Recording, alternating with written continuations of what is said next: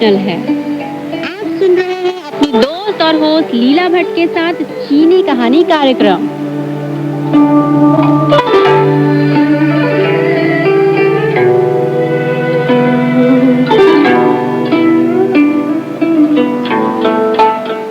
यह China radio international है और आप सुन रहे हैं अपनी दोस्त और होस्ट लीला भट्ट को। चीनी कहानी कार्यक्रम में आप सभी का बेहद स्वागत है। दोस्तों, चीनी कहानी कार्यक्रम के अंतर्गत हम सुन रहे हैं आलाई की रचना खोखला पहाड़, जो कि तिब्बत के पहाड़ी इलाके में बसे एक गांव की कहानी है। तो दोस्तों, इस कहानी के पिछले अंक में हमने सुना था, काम करते करते सुओपो और दूसरे मजदूर बेहद थक चुके हैं। सुओपो पानी पीना चाहता है, लेकिन थोड़ी ही देर में एक सीटी की आवाज सुनाई देती है, जिसका मतलब है कि कामदारों के लिए खाना पहुंच चुका है। खाना पहुंचाने का काम ची गांव के लोगों को सौंपा गया है। पहाड़ी पर चढ़ते हुए चांग लोबजांग और नीली वर्दी वाले व्यक्ति के बीच बहस छिड़ जाती है इस बात पर कि नीली वर्दी वाला व्यक्ति क्यों खाली हाथ पहाड़ी पर चढ़ा जा रहा है। इस बात पर नीली वर्दी वाला व्यक्ति यह कहता है कि उसे इस काम से भी ज्यादा जिम्मेदारी वाला काम सौंपा गया है, जो कि सुरक्षा का काम है। कुछ ही समय में लोगों तक खाना पहुंच जाता है, लेकिन लोगों को यह खाना कुछ खास पसंद नहीं आता। इंजन की बचकानी हरकतों पर सुओपो को बेहद गुस्सा आता है। उसे साथ ही यह भी महसूस होता है कि अब उसका दर्जा पहले की तरह मजबूत नहीं रहा है। केलसांग वांगडू और सुओपो के बीच इस बात में बहस होती है कि गांव वाले खाना चुरा रहे हैं, लेकिन केलसांग वांगडू सुओपो को बताता है कि इतना काम करने के एवज में अगर वे परिवार के लिए कुछ खाना ले जाते हैं तो इसमें कोई गलत बात नहीं है। तो दोस्तों, कहानी में आगे क्या होता है, आइए जानने के लिए सुनते हैं कहानी का शेष भाग।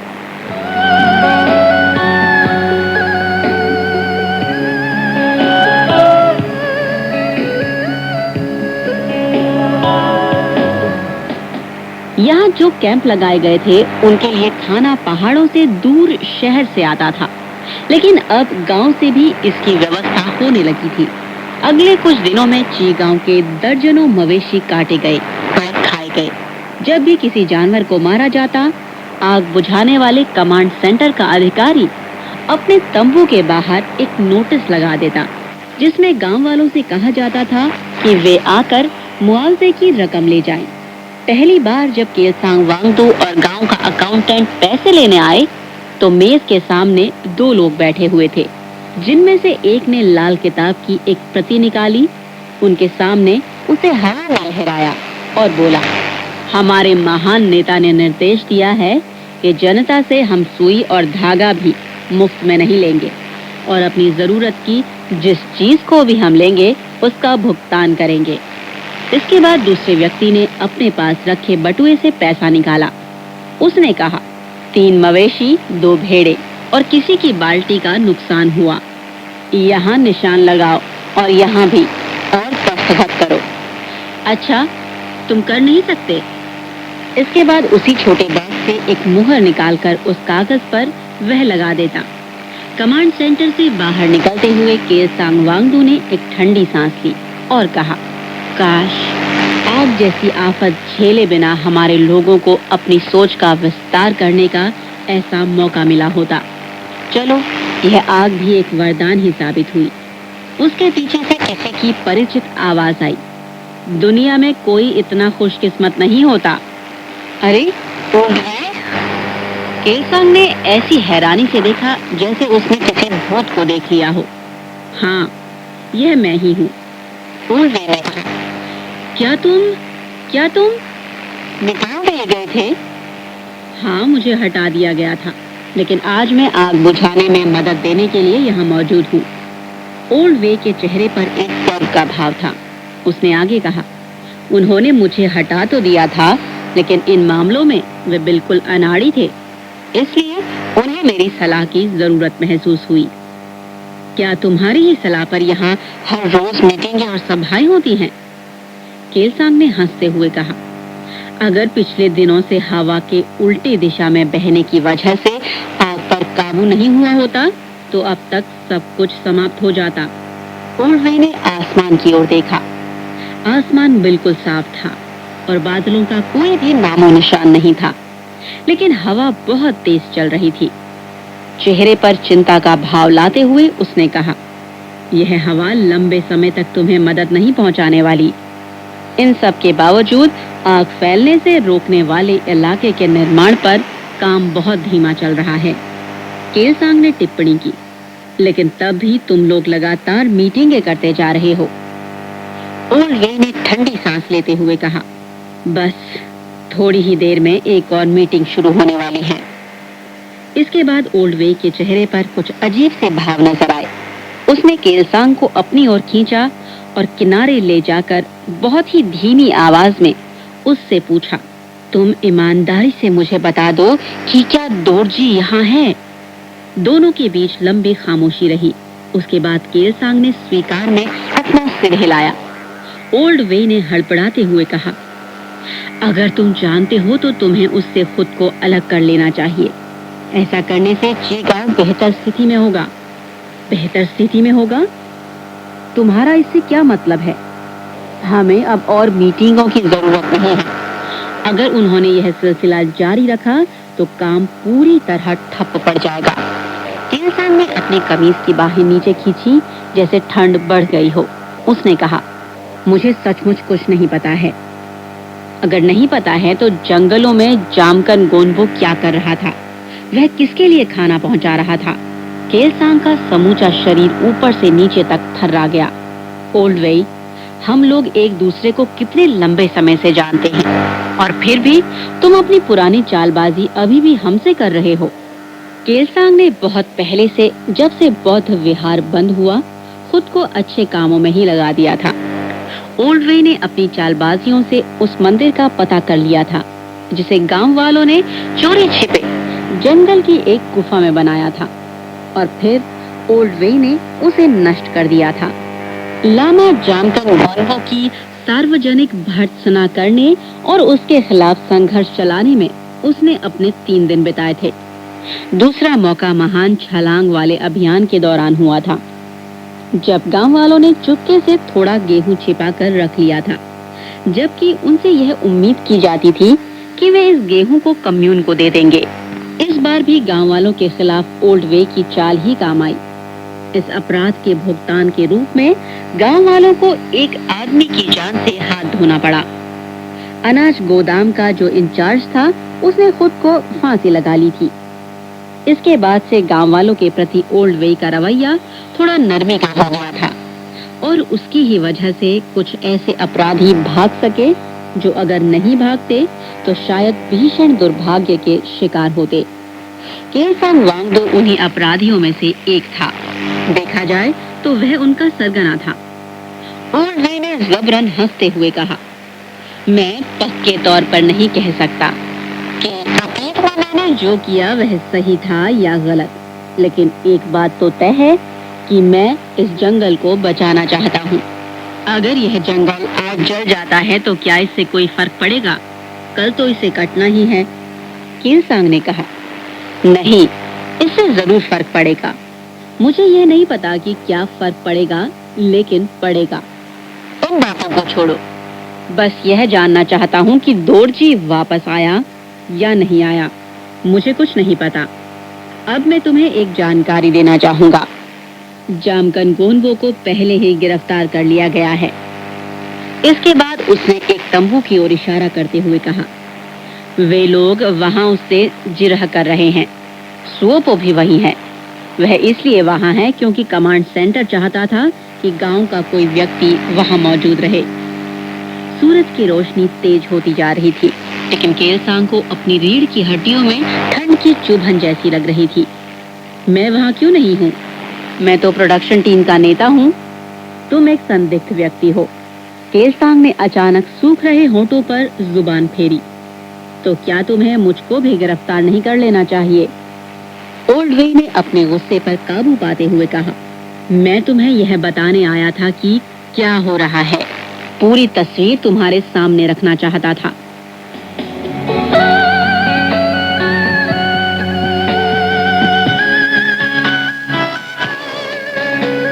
दोस्तों, चीनी कहानी कार्यक्रम के अंतर्गत हम सुन रहे हैं आलाई की रचना खोखला पहाड़ का दूसरा भाग, जिसका नाम है आकाशीय अग्नि।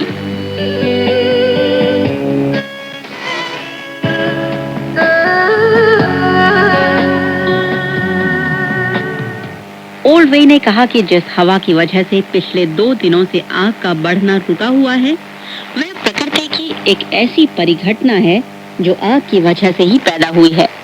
दरअसल आग की लपटें इतनी तेज थी कि इन्होंने वातावरण के निचले हिस्से के ऑक्सीजन को पूरी तरह समाप्त कर दिया। इसकी वजह से बर्फ की चोटियों से हवा नीचे की तरफ बढ़ती हुई घाटी तक पहुंची। इस हवा ने तेज आंधी जैसा रूप ले लिया, जो पिछले 2 दिनों से आग की उल्टी दिशा में बह रही है। कुल मिलाकर इसका मतलब यह हुआ कि स्थानीय जलवायु के नतीजे के तौर पर आग फैलने से रुकी हुई है। अगर दूसरे इलाके में उल्टी हवा बहने लगे तो आग रोकने वाली हवा का काम समाप्त हो जाएगा। यह वसंत का महीना है और इस मौसम में दक्षिण पूर्वी हवा का प्रवाह होता है।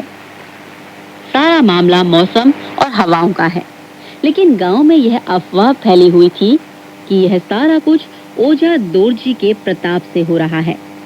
यह भी अफवाह फैली है कि जिस नदी में वह गिरा था, उसने उसे बचा लिया और वह वापस ची गांव के आसपास के इलाके में पहुंच गया। प्रचलित कहानी के अनुसार वह कहीं बैठकर लगातार जादू टोना कर रहा है और उत्तरी हवा की आत्मा के साथ उसने संवाद स्थापित कर लिया है। उसके इन कार्यों की वजह से ही आग का बढ़ना रुका हुआ है।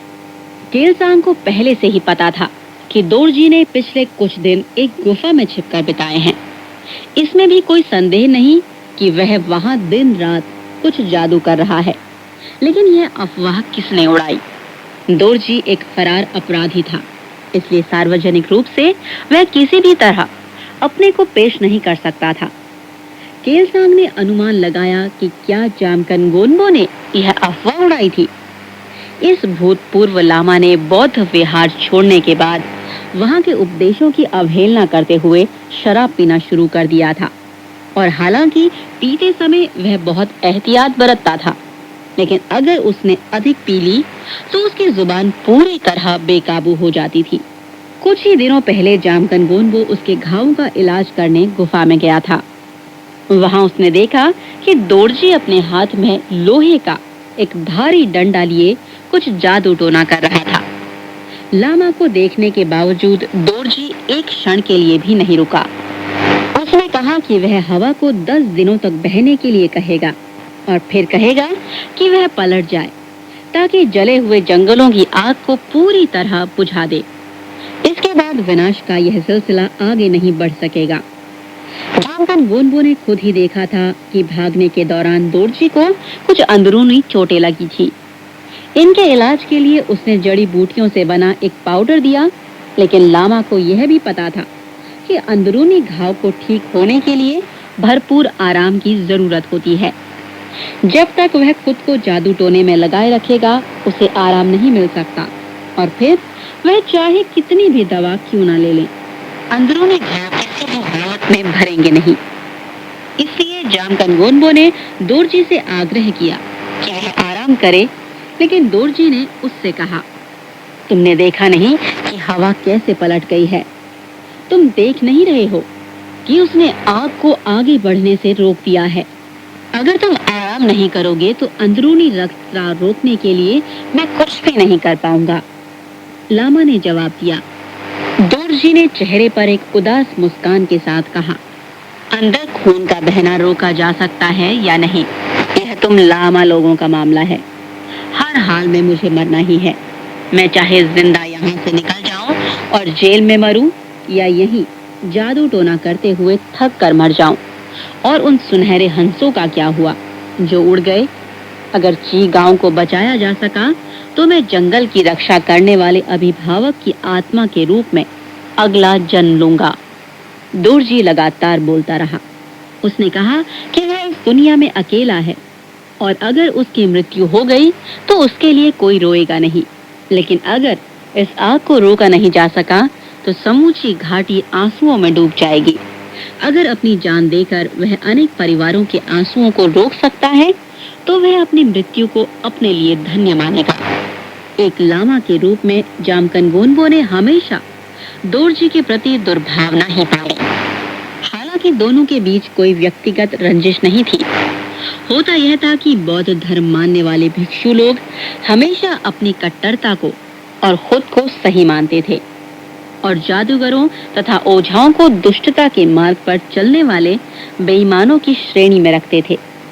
लेकिन आज दोरजी को देखकर लामा के अंदर इस ओझा के प्रति जबरदस्त सम्मान की भावना पैदा हुई। इतनी देर तक बातचीत करने के बाद दोरजी को थकान महसूस होने लगी थी। उसकी सांस फूलने लगी थी। लामा वहां से चलने के लिए खड़े हुए कि तभी दोरजी ने उनकी कॉलर पकड़ ली और उसने एक अंतिम अनुरोध किया। उसकी आंखों में तेज चमक दिखाई दे रही थी और उसने कहा, मैं आपसे एक ही प्रार्थना करना चाहता हूँ। कृपया आप मुझे ठीक करने की अपनी शक्ति का पूरा इस्तेमाल करें और मुझे बस 5 दिनों के लिए जीवन दे दें। मैं चाहता हूँ कि जिन हवाओं का मैंने आवाहन किया है वे आएं और आग को समाप्त करें और यह सब मैं खुद देख सकूं। जामकन गोनबो ने अपना सिर हिलाया क्योंकि इससे ज्यादा वह कुछ कर भी नहीं सकता था और गुफा से बाहर निकल गया।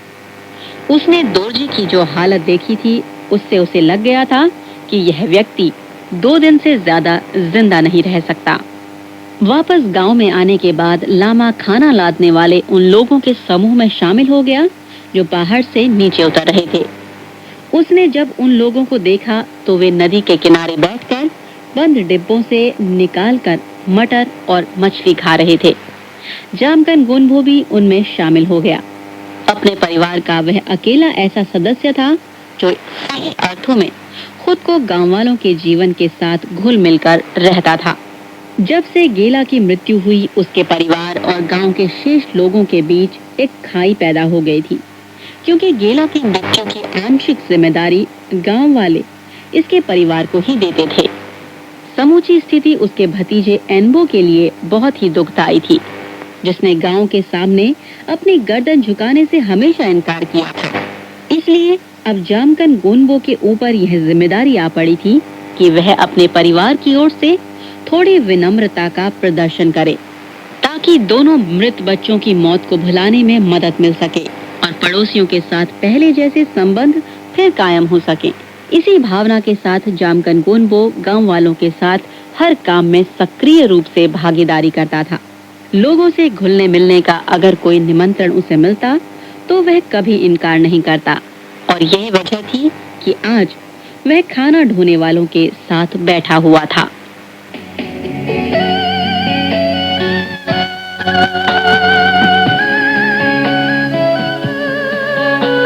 दोस्तों, चीनी कहानी कार्यक्रम के अंतर्गत हम सुन रहे हैं आ लाई की रचना खोखला पहाड़ का दूसरा भाग, जिसका नाम है आकाशीय अग्नि।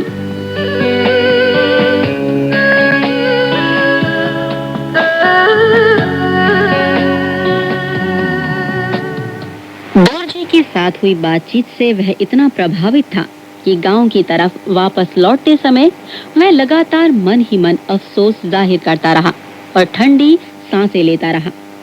एक और चीज उसके मन पर बोझ बनकर पड़ी हुई थी। प्रोडक्शन टीम के नेता ने उस पर जो विश्वास जाहिर किया था उसका उसे पालन करना था। उसे उस बड़े रहस्य को भी अपने दिल में ही दबाकर रखना था कि दोरजी जिंदा है और कहाँ रह रहा है। किसी भी व्यक्ति के लिए जिसके पास कोई महान रहस्य हो और जो तुरंत किसी भीषण भावनात्मक आवेग से गुजरा हो, शराब पीना ज्यादा आसान हो जाता। ऐसे ही लामा के सामने शराब का कटोरा आया। उसने उसे पी लिया और उसे देखकर कोई भी कह सकता था कि उसके मन में कुछ ऐसी बातें हैं जो दिल पर बोझ बनी हुई हैं। वह इतनी तन्मयता से शराब पी रहा था जिससे लगता था कि वह अन्य लोगों से कुछ रहस्य की बातें बताना चाहता है। पीने में माहिर लोग इस तथ्य को समझ रहे थे। यही वजह है कि उसके साथ बैठकर पीने वाले लगातार उसकी तरफ शराब का कटोरा बढ़ाते रहे। किसी ने उससे कुछ पूछने की जरूरत नहीं समझी। थोड़ी देर बाद जामकन जामकन गुनबो बैठा बैठा रोने लगा। अभी भी किसी ने उससे कोई सवाल नहीं किया। इसके बाद उसने अपना मुंह फैलाया, उसे सीधा किया और फिर बोलना शुरू किया। उसने कहा, मैं पूरी तरह हिल गया हूँ। नहीं नहीं, इसकी कोई जरूरत नहीं है, किसी ने जवाब दिया। हमारा बनी मर गया है और फिर गेला भी चला गया, लेकिन इन सब के बावजूद तुम लोग कितने अच्छे आदमी हो। इस पुराने विषय पर फिर चर्चा देखकर लोगों ने गहरी सांस ली। उसने अपनी बात जारी रखी। देखो, इसके लिए हम सभी दोषी हैं। हम सब लोगों को उस बच्चे के प्रति थोड़ा और उदार होना चाहिए था। जामकन गुनबो अब और जोर से रोने लगा। रोते रोते उसने कहा, ठीक है, क्योंकि तुम लोग मेरे और मेरे परिवार के प्रति इतना अच्छा भाव रखते हो, इसलिए अब मैं तुम लोगों से और भी ज्यादा किसी बात को नहीं छिपा सकता। इतना कहते ही उसकी रुलाई रुक गई। उसके चेहरे पर थोड़ा आश्चर्य मिश्रित भाव प्रकट हुआ और उसने बहुत धीरे से कहा, लेकिन इस बात को तुम लोग और किसी को नहीं बताना। लोगों ने उसे घूर कर देखा, लेकिन कुछ कहा नहीं। और तुम लोग डरना भी नहीं। उन सभी ने एक साथ अपना सिर हिलाया, जिसका सीधा अर्थ यह था कि आखिर वह कौन सी चीज है जो हमें डरा सकती है। तो क्या मैं उस बात को बताऊं? एक बार फिर सब ने एक साथ सिर हिलाया। ठीक है, मैं बताऊंगा। उसने महसूस किया कि उसके अंदर की हिचक खत्म होने लगी है और फिर उसने समूची कहानी बयान करना शुरू किया कि किस तरह दोरजी एक गुफा में छुपा हुआ है और वहीं से बैठा बैठा जादू टोना कर रहा है। उसने यह भी बताया कि पिछले कुछ दिनों से जिस हवा ने आग को रोक रखा है, वह दोरजी के जादू का ही प्रताप है। उसे यह देखकर बहुत अच्छा लगा कि इतने सारे लोग उसकी तरफ झुककर उसकी बातें सुन रहे हैं और इतने ध्यान से उसे देख रहे हैं। उसने अपनी बात समाप्त करते हुए कहा, अगर थकान से दोरजी की मृत्यु हो जाती है तो हमें चाहिए कि उसकी आत्मा को संत का दर्जा दें। इसके साथ ही लामा ने अपना काम पूरा कर लिया। दिन का बोझ उतर जाने से समूचे शरीर की थकान गायब हो गई और वह वहीं जमीन पर पसर गया और गहरी नींद में चला गया। जब उसकी नींद टूटी, शाम का धुंधलका शुरू हो गया था। जब तक लड़खड़ाते कदमों से वह वापस अपने घर पहुंचता, दोरजी और उसके जादू के बारे में समूचे गांव में खबर फैल चुकी थी।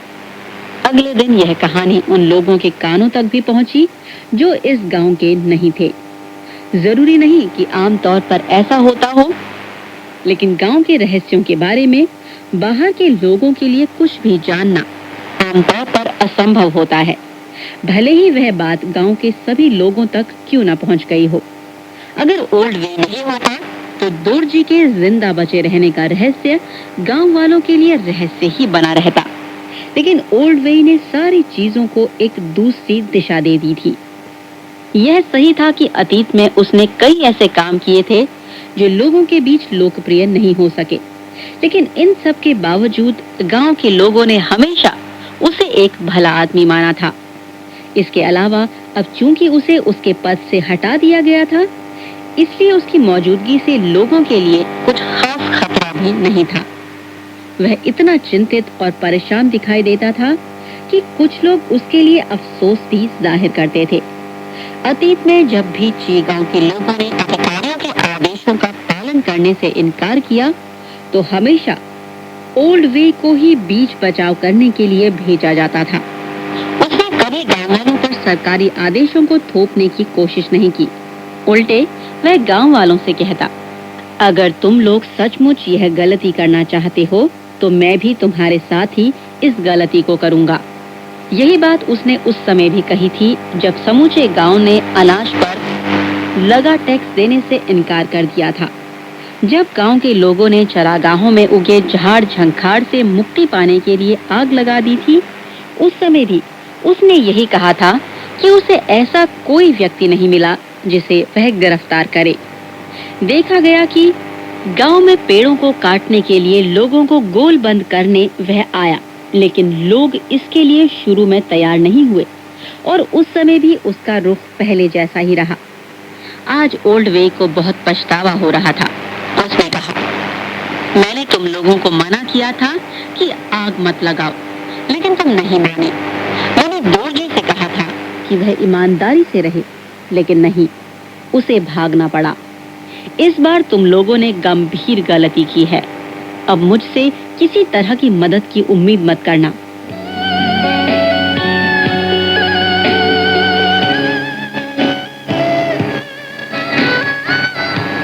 दोस्तों, चीनी कहानी कार्यक्रम के अंतर्गत हम सुन रहे हैं आलाई की रचना खोखला पहाड़ का दूसरा भाग, आकाशीय अग्नि।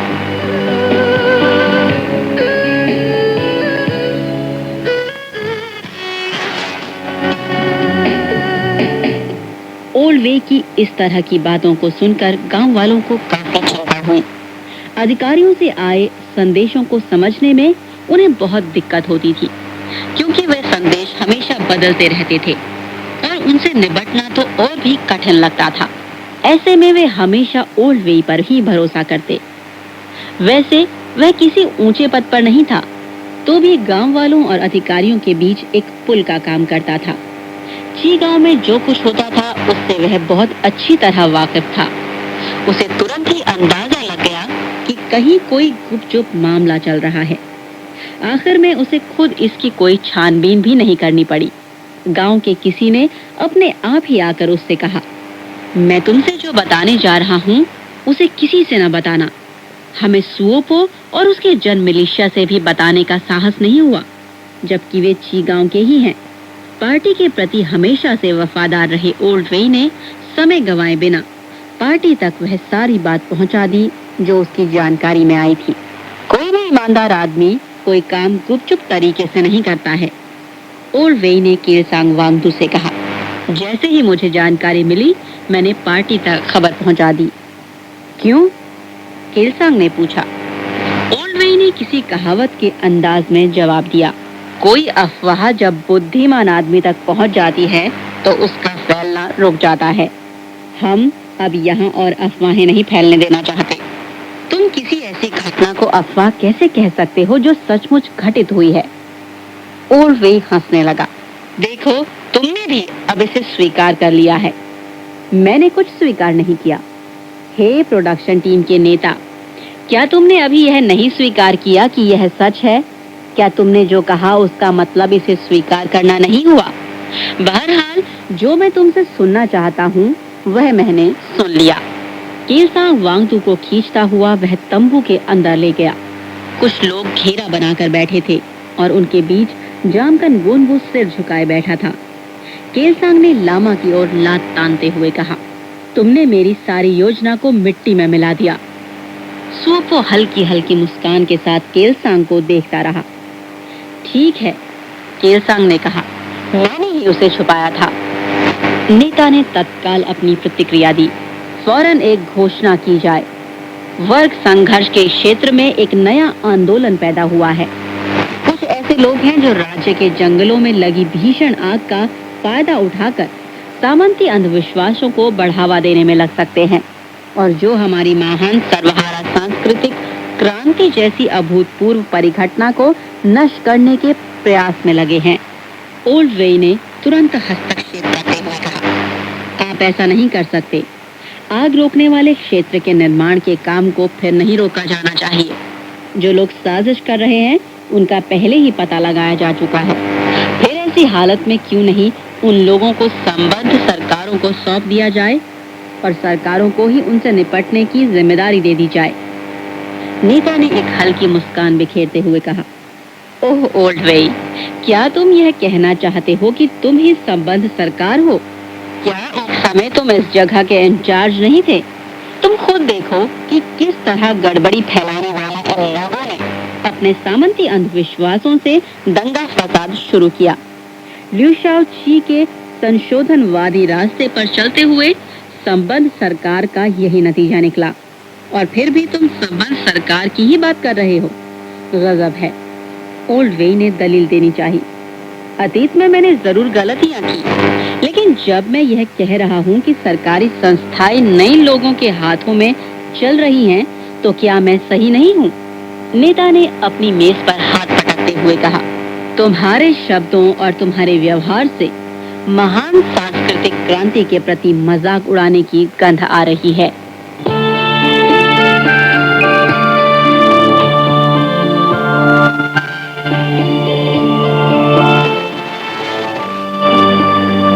तो दोस्तों, यह थी हमारी आज की कहानी। आलाई की रचना खोखला पहाड़, जो कि तिब्बत के पहाड़ी इलाके में बसे एक गांव की कहानी है।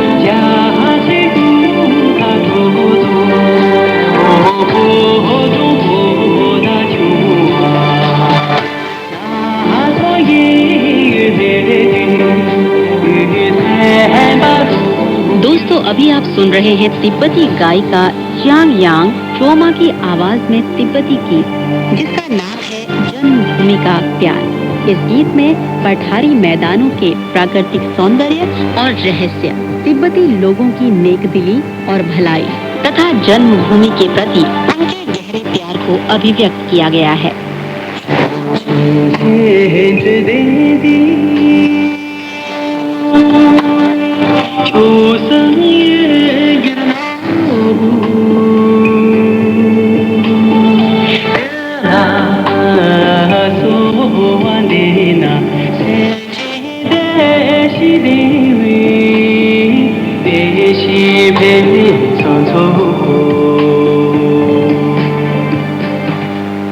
तो दोस्तों, यह थी हमारी आज की कहानी। इसी के साथ हमारा आज का यह अंक यही समाप्त होता है। अगले अंक में फिर होगी आपसे मुलाकात इस कहानी के शेष भाग के साथ। तब तक स्वस्थ रहिए, मुस्कुराते रहिए, रखिए अपना ध्यान और दीजिए अपनी दोस्त और होस्ट शीला भट्ट को इजाजत। नमस्कार, बाय बाय, जय श्री राम।